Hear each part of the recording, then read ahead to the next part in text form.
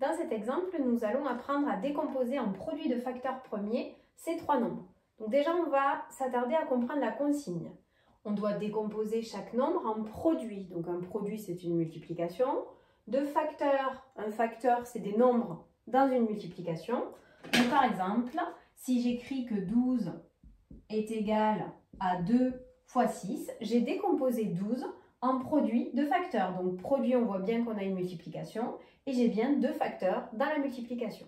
Si je regarde la suite de la consigne, il faut un nombre premier. Donc un nombre premier, c'est un nombre qui ne peut être divisé que par 1 et par lui-même. Donc ce nombre-là, le nombre premier, admet exactement deux diviseurs, 1 et lui-même. Et ces diviseurs, il faut qu'ils soient distincts. Donc, on va faire la liste des nombres premiers inférieurs à 20. Il faut les connaître par cœur. Donc, on va les écrire. Nombre premier. Donc, on a 2, 3, 5, 7, 11, 13, 17 et 19. Donc là, on a fait la liste des nombres premiers inférieurs à 20. Et donc, on regarde, est-ce que mes deux facteurs sont des nombres premiers? 2 est bien dans la liste, donc 2 est bien un nombre premier. Par contre, 6, il n'est pas dans la liste. Donc ça veut dire que 6 n'est pas un nombre premier. Pourquoi 6 n'est pas un nombre premier? Parce qu'il n'admet pas seulement que deux diviseurs, 1 et lui-même. 6 peut être divisé par 2, 6 peut être divisé par 3.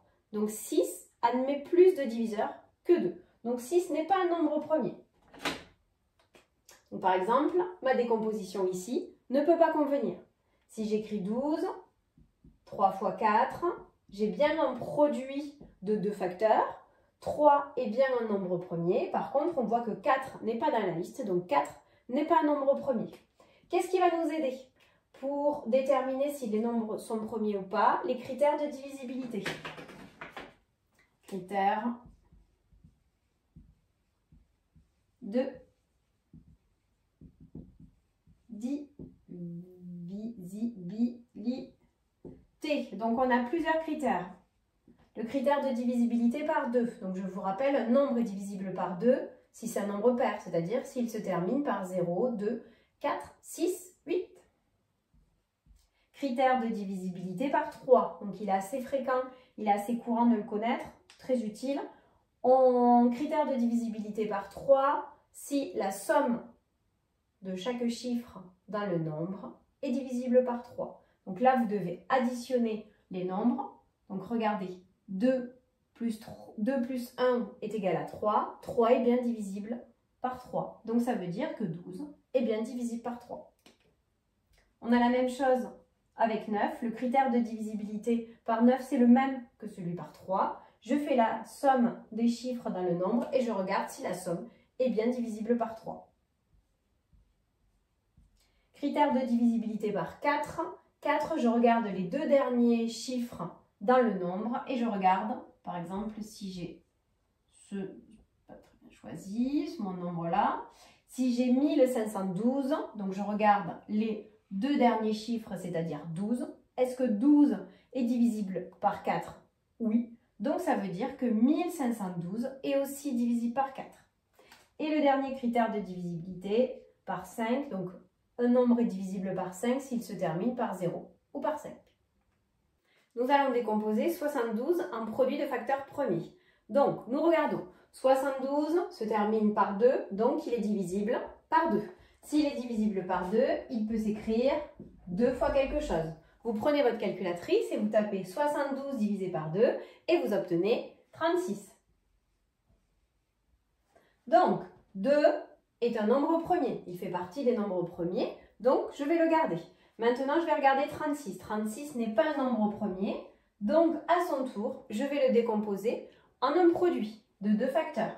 Donc 36, il se termine par un 6, donc il est divisible par 2. Là, vous avez plusieurs possibilités. Soit vous pouvez écrire 2 fois 18, qui me donne 36, ou bien vous savez que 6 fois 6 est égal à 36, donc vous pouvez aussi marquer 6 fois 6. Donc dans ce cas-là, la décomposition changera un tout petit peu, mais vous allez arriver au même résultat.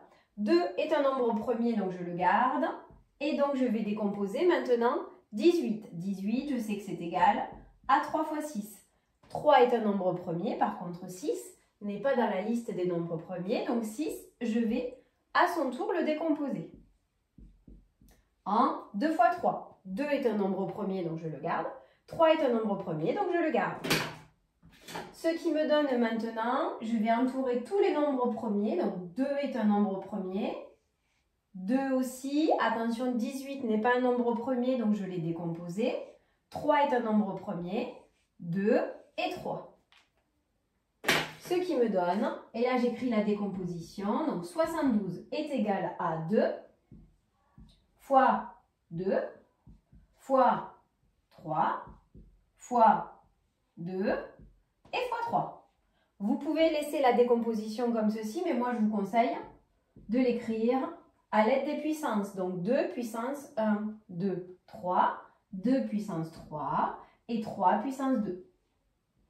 Et donc là, vous avez décomposé 72 en produit de facteurs premiers.